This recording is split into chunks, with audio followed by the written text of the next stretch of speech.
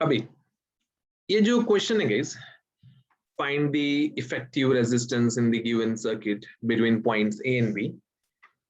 अभी जनरली क्या होता है, हम लोग पता लगा लेते हैं सीरीज क्या है, पैरेलल क्या है, ठीक है, and how do we find it out. तो भाई साहब हम लोग क्वेश्चन में देखते हैं कि दो रेजिस्टेंस में से सेम करंट गया तो सीरीज, और दोनों में अगर करंट बढ़ जा रहा है तो वो फिर पैरेलल, ठीक है, एंड वोल्टेज सेम होना चाहिए उसमें। पर ये जो क्वेश्चन है ऐसे वाले, इसमें तो कुछ पल्ले पड़ता ही नहीं है कि कौन सीरीज है कौन पैरेलल है, कुछ कोई कनेक्शन बिठता ही नहीं है। तो इसको सॉल्व करने के लिए हम लोग क्या करते हैं ना, हर एक पॉइंट्स का ना नामकरण करते हैं। तो basically it's kind of doing nomenclature of points. तो ये जो टेक्निक है, ठीक है, ये ऐसी, मैं इसको ऐसी बुलाता हूँ, ऐसा कुछ नाम नहीं है उसका, बट थोड़ा सा रिकलेक्ट कराने के लिए सही रहता है। So nomenclature technique. तो ये टेक्निक में क्या करता हूं मैं, तो basically there is a fact कि अगर दो पॉइंट्स के बीच में कुछ नहीं है, जैसे कि ये एक पॉइंट है, ये एक पॉइंट है, इन दोनों के बीच में कुछ भी नहीं है, तो दोनों पॉइंट सेम पोटेंशियल के होंगे, करेंगे। तो मतलब क्या, ये अगर VA है तो ये भी VA रहेगा, मतलब ये A है तो इसको भी क्या लिख सकता हूं मैं, A। यहाँ पे भी दो पॉइंट के बीच में कुछ नहीं है तो दोनों पॉइंट क्या रहेंगे, सेम रहेंगे। यहाँ पे भी दो पॉइंट्स के बीच में कुछ नहीं है, देखो ना कुछ भी नहीं है ना, खाली वायर है, तो ये भी क्या रहेगा, A रहेगा। ये भी दो पॉइंट्स के बीच में कुछ नहीं है तो यहाँ पे भी क्या रहेगा, A रहेगा। इन दोनों के बीच में कुछ नहीं है, अरे नहीं ना, है ना, है क्या, ये है ना 10, ठीक है, तो ये A नहीं रहेगा, ये कुछ तो और रहेगा, आई डोंट नो, कुछ तो और रहेगा। चल अभी दूसरा एंड से शुरू करते हैं। तो दूसरे एंड पे तुम देखोगे तो ये भाई साहब यहाँ पे दोनों के बीच में कुछ नहीं है, तो ये पॉइंट क्या होगा, B। यहाँ पे ये वाला भी B हो जाएगा, ये वाला भी B हो जाएगा, और इन दोनों के बीच में कुछ नहीं होगा, ये भी क्या हो जाएगा, B होएगा। मतलब पूरे सर्किट डायग्राम में मिलाकर हमारे पास, ठीक है, दो ही पॉइंट्स हैं। पहला वाला है A, ओके, एंड दूसरा वाला है B। तो मैंने भी दो बना दिया, I am restructuring the whole diagram. मैं पूरे डायग्राम को रीस्ट्रक्चर कर रहा हूँ, तो इसको मैं रीड्रॉ कर रहा हूँ डायग्राम को। तो जब मैं रीड्रॉ कर रहा हूँ तो भैया मेरे को दिख रहा है कि तीन रेजिस्टर्स कनेक्टेड है, ठीक है। पहला वाला रेजिस्टर कहाँ कनेक्टेड है, पहला वाला रेजिस्टर कनेक्टेड है A और B के बीच में। तो अभी ये A है तो ये भी A है, ये भी A है, ये भी A है, ये B है तो ये भी B है, ये भी B है, और ये वाला भी B है। तो A और B के बीच में 10 ओम है, तो A और B के बीच में 10 ओम कनेक्ट किया। फिर B और A के बीच में 10 ओम है, ये लो भैया, ये B और ये A, B और A के बीच में 10 ओम कनेक्ट कर दिया, करेंगे। देन A और B के बीच में 10 ओम है, तो ये लो इधर A और ये B के बीच में यहाँ पे 10 ओम है। अभी गाइस यहाँ पे देख के क्या तुम मुझे बता सकते हो ये तीनों रेजिस्टेंस कैसे कनेक्टेड है?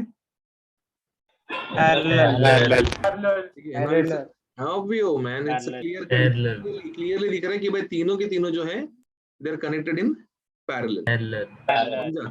तो जब तीनों के तीनों पैरेलल में कनेक्टेड है तो ऑब्वियसली अभी हम लोग को हमारा जो सो कॉल्ड, जिसको हम बोलते हैं कि भाई क्लियरली तीनों के तीनों पैरेलल में कनेक्टेड हैं, तो हम क्या करेंगे, उनका इक्विवेलेंट निकाल लेंगे। तो R इक्विवेलेंट निकालने का 10/3, ठीक है, तो ये R बाई एन ना, तो ये हो जाएगा 10/3, दैट इज 3.33 ओम। ये ऑप्शन में 10/3 दिख गया तो 10/3 टिक कर देने का, समझ गए question. Now let's move to the next question. अगला क्वेश्चन हमारा, ये तो चलो ये तो हमने करके बैठ गए। अब अगला क्वेश्चन दिखने में एकदम सेम है, obviously we won't solve it again. क्या फर्क पड़ने वाला है अगले क्वेश्चन में? अभी देखो ये तो ये बीच में दिख रहा है, ये वाला सर ये सीरीज में आएगा, ये 10-10 पहले सीरीज में बनेगा, 10-10 का ये 20 बनेगा, फिर ये 10-20-10 पैरेलल में दिखेंगे, ठीक है। तो अभी ऑब्वियसली यहाँ पे सेम तो नहीं है, तो इधर थोड़ा सा मेहनत करना पड़ेगा, 1/10 प्लस 1/20 प्लस 1/10, एंड जो भी आंसर आएगा उसका इन्वर्टेंडो करना पड़ेगा लास्ट में। I hope this is not a new thing for you people, you understood what was a small change. yes sir. ये एक छोटा सा बात है। अब ये जो टाइप का क्वेश्चन है ना गाइस, इस टाइप के क्वेश्चन को हम लोग कहते हैं फाइनाइट लैडर, ठीक है। अभी तुम बोलोगे क्या बोल रहे सर, फाइनाइट लैडर क्या है? इसको तुम अगर ऐसा वर्टिकल खड़ा करोगे तो ये सीढ़ी जैसा नजर आएगा, ये जो पेंटर लोग यूज करते हैं ना सीढ़ी, ये वैसे नजर आता है। Getting it? इसलिए इसका ये लैडर बेस्ड क्वेश्चंस बोलते हैं इसको, इसका ऑफिशियल नाम भी लैडर बेस्ड क्वेश्चन ही है, ठीक है। और इसको फाइनाइट क्यों बोलते हैं? क्योंकि ये एक लिमिटेड क्वांटिटी में दिख रहा है। ऐसा एक इनफाइनाइट लैडर भी है जो हम आज के लेक्चर में ही कवर करने वाले हैं। तो ये लैडर में ना दो नॉमेनक्लेचर है, जरा ध्यान से देखना। ये जो सबसे टॉप सेक्शन है ना, सबसे टॉप सेक्शन, ये टॉप सेक्शन को हम लोग क्राउन ऑफ लैडर कहते हैं। Getting it? It is crown of ladder. And आप देख रहे हो यहाँ पे 4 3, can you see that? Yes, 4 sir. 3 वापस से 4 3 वापस से 4 3, ये जो रिपीट हो रहा है ना बार बार, इसको बेसिकली बेस ऑफ लैडर कहते हैं। Getting it? This is basically base of ladder, ठीक है। हाँ, तो ये पूरा सॉल्व करने के बाद में जब कभी भी आप इसको सॉल्व करते जाओगे, सॉल्व करते जाओगे, सॉल्व करते जाओगे, जो आर इक्विवेलेंट मिलता है ना आपको, R equivalent, it would be always equals to the resistance of crown, ठीक है। अब जैसे कि यहाँ पे क्राउन में कितना है रेजिस्टेंस? 4 + 2, कितना आएगा? 4 + 2 6। मतलब ये पूरा सॉल्व करने के बाद में, ये पूरा सॉल्व करने के बाद में 6 ओम आंसर आना चाहिए, ठीक है। ये इसका शॉर्टकट है। तो ये भाई जिसको पता चल गया, क्वेश्चन देख के ऑप्शन टिक करके भाग जाएगा। तो जनरली सॉल्व करने को देखा जाए तो एक 80 to 90 सेकेंड्स का क्वेश्चन है, but just because you know this technique, खत्म कर दोगे भाई साहब तुम ये क्वेश्चन को 4 से 5 सेकंड में खत्म कर दोगे। तो ये चीज का स्क्रीनशॉट ले लो ना जरा, पहले स्क्रीनशॉट ले लो, मैं सिंपलीफाई करके देता हूँ आपको फिर। Let me know if you done with the screenshot. Done sir एक बार रिपीट करो। Done, sir.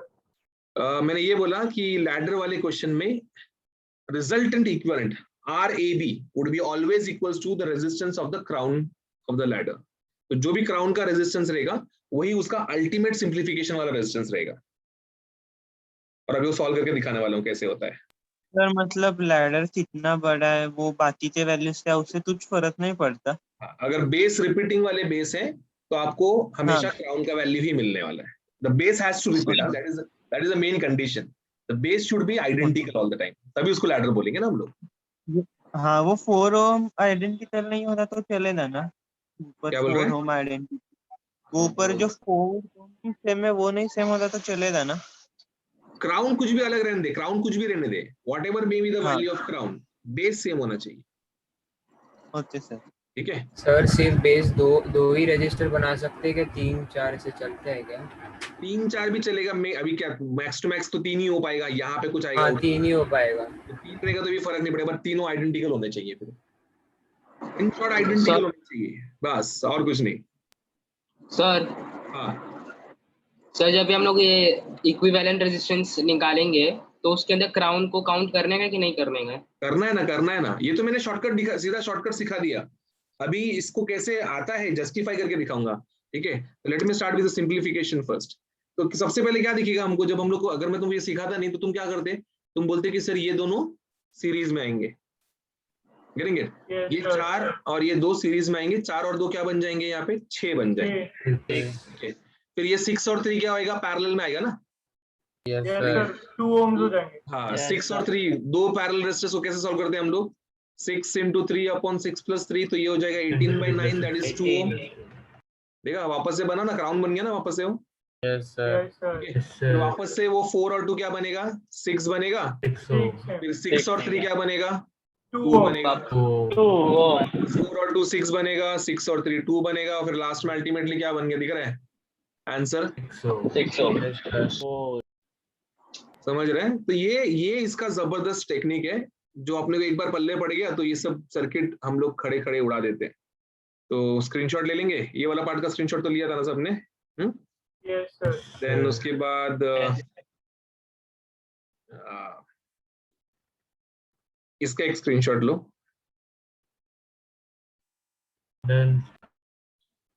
फिर Done, sir. इसका स्क्रीनशॉट लो। Done, sir. फिर ऐसे ही रिपीट होते जाएगा वो, ठीक है। एंड अल्टीमेटली लास्ट में इसका स्क्रीनशॉट ले लो। वो आपको सॉल्व करना पड़ेगा थोड़ा, मतलब अभी आज के आज ही करना, तभी तुमको याद रहेगा कि क्या किया, फ्लो कैसे था, वरना वो गया फिर दिमाग से बाहर। Yes sir. सर मेरे को एक डाउट है सर। हाँ सर बोलो। ऐसा ही लैडर वाला सम रहे, पर अगर सेकंड लास्ट मतलब थर्ड लास्ट तक सेम रहे और फिर सर सेकंड लास्ट कुछ भी मतलब थोड़ा डिफरेंट रहे और फोर्थ लास्ट मतलब जो लास्ट है सर वो भी कुछ अलग है, तो सर हम लोग सेकंड लास्ट तक क्राउन ले सकते हो, फिर क्राउन और फर्स्ट लास्ट वाले को मिला के उसका कर सकते, वैसे भी कर सकते, लेकिन इतना समझ जाना, डायरेक्ट ये जो R equals to R crown हम लोग ने लिया, ये सिर्फ हम लोग तब लेंगे जब बेस आइडेंटिकल है, अगर अलग है तो चुपचाप सॉल्व करने का। Yes sir. चलो यस सर। ये जापानीज फैन वाला क्वेश्चन गाइस लास्ट टाइम ही कराया था आपको मैंने, ठीक है, लास्ट लेक्चर का लास्ट सम ही था हमारा ये। I hope you remember and तुमको दिख रहा है कैसे क्रैक करना है। You have to start with the extreme part. हाँ 3 और 3 6 हो जाएगा सर, फिर 6 पैरेलल हो जाएगा तो 6 6 यहाँ पे पैरेलल बन जाएगा, 3 हो जाएगा, फिर 3 वापस से 6 बनेगा, 6 वापस से 3 बनेगा, 3 वापस से 6 बनेगा, 6 वापस से 3 बनेगा, 3 वापस से 6 बनेगा, 6 लास्ट में अल्टीमेटली 2 बनेगा। समझा? तो ऐसे कुछ क्वेश्चंस थे जो हमको काफी अच्छे से याद हैं। आई hope you remember this thing. हाँ सर, पर इसमें ये नहीं समझता कि 2 ट्रायंगल के साइड सीरीज में आते हैं वो समझते, पर बाद में पैरेलल कैसे होता है वो। अभी मेरे को एक बात बता, इसका ये पॉइंट का नाम A है, सपोज ये पॉइंट का नाम X है, तू हाँ। बोल रहा है कि सर ये ऐसे जो वायर है, ठीक है, ये तीनों में, ये तीनों में इतना बड़ा लगाने के बजाय, ठीक है, ये टर्मिनल में इतना बड़ा लगाने के बजाय instead of connecting this thing आप डायरेक्टली एक 6 ओम का क्यों नहीं लगा देते हो? ठीक है, तो बोला ठीक है, हाँ। ये अभी जैसे कि ये टर्मिनल का नाम था A और इसका नाम था X, तो मैं बोला A और X के बीच में फिर मैं 6 लगा देता हूँ, तो वही A हाँ। और X के बीच में जब मैं 6 लगाऊंगा तो वो ऐसे दिखेगा ना, इस तरीके से, ये वो A हाँ। और X में कनेक्ट किया ना मैंने, हाँ। तो ये 6 और 6 पैरेलल हो गए। ये किसके बीच में पैरेलल हो रहा है? A और X के बीच में पैरेलल हो रहा है, तो ये 6 और 6 हाँ।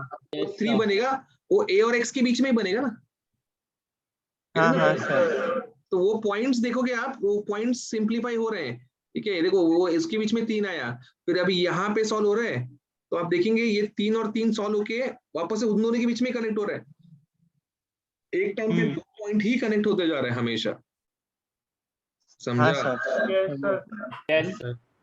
तो ये एक बहुत इंपॉर्टेंट सर हाँ वो बोल। नोमेनक्लेचर वाला था ना सर, तो उसमें 2 सर्किट ऐसे जॉइंट या फिर हाफली जॉइंट वैसा रहेगा तो अपने को समझ जाएगा कि नोमेनक्लेचर लगाने का क्या। हाँ कॉम्प्लिकेटेड दिख गया ना, कभी भी तुझे दिखा ना कि यार ये भयंकर जा रहा है क्वेश्चन, जम ही नहीं रहा है, यूज दैट टेक्निक, बिंदास, आएगा ही आएगा, you would always and up with good answer. ठीक है सर। अभी एक अगला टाइप देखते हैं, एक और type, this is basically infinite ladder जिसके बारे में हम बात कर रहे थे। ठीक है, और थोड़ा सा गाइस ये वाला जो क्वेश्चन है थोड़ा डिफिकल्ट नंबर वाला है, मतलब जो नंबर्स आ गए थोड़े डिफिकल्ट आ गए। यहाँ पे आपको जो नंबर जनरली मिलेगा ना वो वाला नंबर्स थोड़े से आपको सिंपल मिलेंगे, तो you just see to it कि हमेशा, ठीक है, आपको कैलकुलेशन में एकदम तेजी से करने को मिलता है, ठीक है, एकदम तेजी से। Calculation should be like very fast. अब यहाँ पे थोड़ा कैसा है सीन, अभी ये एडवांस लेवल के क्वेश्चंस हैं, तो एडवांस वाले क्वेश्चंस में जो है थोड़ा सा न्यूमेरिकल कैलकुलेशन, मैथमेटिकल कैलकुलेशन डालते हैं वो लोग, चैलेंज के लिए डालते हैं, क्योंकि कैसा है ना, उधर पे टाइम ज्यादा रहता है सॉल्व करने के लिए, जनरली 45 सेकंड से ज्यादा टाइम मिल जाता है ऑन एन एवरेज। क्वेश्चंस कम रहते हैं, डिफिकल्टी ज्यादा रहते तो एक on an average time slot भी बड़ा रहता है। तो ये जो क्वेश्चन है ये एडवांस का क्वेश्चन है, तो इसके जो सॉल्विंग में आपको एक मैथमेटिकल चैलेंज मिलेगा। बट सेम क्वेश्चन अगर जेडब्ल्यू या नीट में, जेडब्ल्यू मेंस या नीट में आएगा या सीईटी में आएगा, तो नंबर्स थोड़े से ऐसे रहेंगे कि वो सॉल्व हो जाएगा फटाक से। चलो अभी first of all can you see it is a ladder? Yes sir. Ladder जिसका बेस आइडेंटिकल है, देखो ना, इसका बेस 4 4 4 4 4 4 4 4। सीन क्या है मालूम है यहाँ पे? अभी जैसे तू देखा लैडर है तो तू खुश हो जाएगा फटाक से, ठीक है, क्यों खुश होएगा? क्योंकि तेरे को पता है इसका आर इक्विवेलेंट का वैल्यू क्या आने वाला है, इसका R equivalent equals to R crown रहने वाला है। अभी ये पेपर सेट करना, अभी जो पेपर सेट करने वाला है उसको भी मालूम है ये बात, उसने देख क्राउन ही उड़ा दिया डायग्राम में से, गिरेंगे उसने डायग्राम में से क्राउन ही उड़ा दिया है, उसने डॉटेड डाल के बोल दिया कि ये इन्फिनिटी तक रिपीट होने वाला है और क्राउन रेजिस्टेंस ही गायब कर दी है, समझा। तो फिर अभी कैसे करने का, तो अभी भी वही कॉन्सेप्ट रहेगा, अभी भी वैसे ही करना है, खाली एक टेक्निक रहने वाला है, ठीक है। वो बताता हूं मैं आपको टेक्निक क्या रहेगा, पहले इसका एक स्क्रीनशॉट ले लो क्वेश्चन का, लिए डन सर। Yes sir. अभी हमको पता है कि भाई क्राउन से मैं सॉल्व करते आएगा तो हर एक बेस के साथ में वो वापस से रिपीट होने वाले क्राउन का वैल्यू, ठीक है नहीं, yes sir. And ultimately last का आंसर भी क्या आने वाला है, क्राउन का ही आने वाला है। तो लेट अस से क्राउन रेजिस्टेंस इज कुछ तो x, ठीक है। तो जो आइडेंटिकल बेस है उससे मैं इसको डिटैच कर रहा हूँ सर्किट को, ध्यान से देखना, जो आइडेंटिकल बेस है उससे मैं इस सर्किट को डिटैच कर रहा हूँ, और मैं बोल दिया कि ये जो पूरा आने वाले लास्ट में क्राउन का value it is going to be कुछ तो x, क्राउन का value is going to be कुछ तो x, और एक बेस छोड़ के बाकी सबको मैंने डिटैच कर दिया, और मैं बोलूंगा इनको भी सॉल्व करते आऊंगा तो क्राउन का ही वैल्यू बनता है। इसको जब मैं सिंपलीफाई करते आऊंगा तो ये भी क्या बनने वाला है, क्राउन का ही वैल्यू बनने वाला है। क्राउन तो मैं बोलेगा ये जो इतना बड़ा वाला चीज है, this is ultimately going to be nothing but x only, infinite है ना, इनफाइनाइट में एक बेस निकाल दिया, दो बेस निकाल दिया तो भी क्या फर्क पड़ने वाला है, तो रिपीट होकर क्राउन ही बनता है हर बार। हाँ, तो ये चीज का स्क्रीनशॉट लेना है आपको कि भाई ये पूरा चीज x बन जाएगा आपका, लिया स्क्रीनशॉट। सर मेरे को ये नहीं समझा, एज बेस निकालने से भी x ही जैसे रहेगा। इसके फिर तू फाइनाइट लैडर का क्वेश्चन में देखा नहीं था तूने, हर एक बेस के साथ जुड़ने के पहले वो क्राउन वैल्यू रिपीट हो रहा था। हाँ, तो ये लास्ट वाले बेस के साथ मिलने के पहले भी क्राउन का वैल्यू x रिपीट होएगा ना वापस। हाँ नहीं समझा, समझा। ठीक है। तो यहाँ पे ये x हो जाएगा, तो अगर ये x हो गया तो ये x यहाँ पे कनेक्ट होएगा इसके सामने इस तरीके से, ठीक है। हाँ, अभी भाई साहब ये x कनेक्ट हो गया तो एक्चुअली ये भी सॉल्व होके वापस से क्या बनने वाला है गाइस, अभी ये वापस से पूरा सॉल्व होके क्या बनेगा, x ही बनेगा। हाँ, ये भी पूरा अल्टीमेटली क्या बनने वाला है, x ही बनने वाला है, ठीक है। तो हम लोग बोलेंगे कि भाई ये दो पैरेलल में है और इसका बाद वाला कॉम्बिनेशन इसके साथ सीरीज में है, तो ये क्या होएगा, this would be 4 into x upon 4 plus x plus 4 हो जाएगा, +4 = x। +4x = अभी ये क्रॉस मल्टीप्लाई होएगा और ये भाई साहब ऑलरेडी हमारे क्या रहने वाले, x रहने वाले हैं, तो ये कुछ ऐसे बन जाएगा। इसका एक स्क्रीनशॉट ले लो, ये स्टेप का एक स्क्रीनशॉट ले लो। अब यस सर। ये x बन गए इधर पे, इसको क्रॉस मल्टीप्लाई करना चाहेंगे, अभी क्रॉस मल्टीप्लाई करेंगे तो क्वाड्रेटिक बनेगा। अब तुमको मैंने बोला कि अगर तुम JEE या नीट के रहोगे ना तो ये क्वाड्रेटिक इक्वेशन ऐसा बनेगा कि इसका डायरेक्ट रूट्स निकलेगा, बट ये एडवांस का क्वेश्चन है ना, तो इसमें डायरेक्ट रूट नहीं आएगा। अभी तुम सॉल्व किए हो ऐसा वाला क्वेश्चन भी तुमने स्कूल में सॉल्व किया है, ठीक है। जब डायरेक्टली रूट्स नहीं आते तो हम लोग क्या फॉर्मूला यूज करते हैं क्वाड्रेटिक का रूट्स निकालने के लिए, परफेक्ट, बराबर, एकदम बराबर बोले। तो वो वाला फॉर्मूला लगाऊंगा मैं, -b ± √b² - 4ac upon 2a, ठीक है। तो ये चीज को जब मैं सॉल्व करूंगा तो मुझे x का ऐसे वैल्यू मिलेगा, समझा, क्लियर। तो ये ही एक मैथमेटिकल चैलेंज है जिससे आपको गुजरना पड़ता है बस, और बाकी तो सब सेम ही था, कुछ नया तो है नहीं।